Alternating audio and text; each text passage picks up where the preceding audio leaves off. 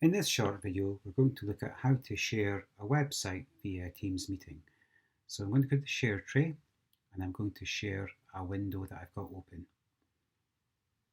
And this window is the classroom screen website, which you may have used before. I'm also mirroring my iPad to the screen at the same time just to show you what a pupil would see. So on the iPad is what the pupil sees during the meeting. So as you can see, I'm just broadcasting the classroom screen website, which allows me to speak over that and interact with the students in a live environment. So with the classroom screen site, I'm just stretching it to be a fuller size, so my students' screens are seeing the full window. And on this particular site, there's a number of tools in there which may come in handy when delivering a live session. So for example, there's a timer.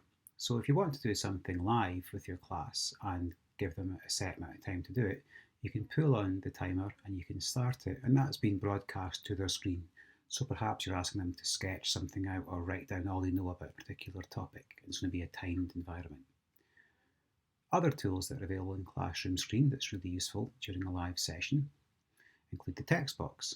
So you can pull up a text box and you can resize it and you can move it around the screen as you see fit.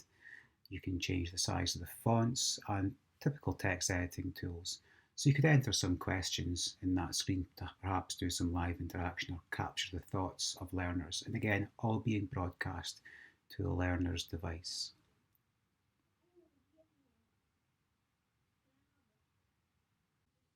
There are other tools you can use. So you've got the traffic light option here, which can give you red, amber, green options if you to start, stop, or pause an activity if you're doing live. You also have the option to add perhaps a QR code. So if you have a form or a quiz you want them to fill out and you know they've got a mobile phone, you can just simply paste in the link there to the form and it'll generate a QR code which the students can then scan on their phone, which would be useful. This site also has an option to have a name picker, so you can bring up the name picker and then you can add in the list of names in your pupils in your class if you want. So list the names and then you can click on choose and it will generate a random name, so quite good to ask for answers in a live environment.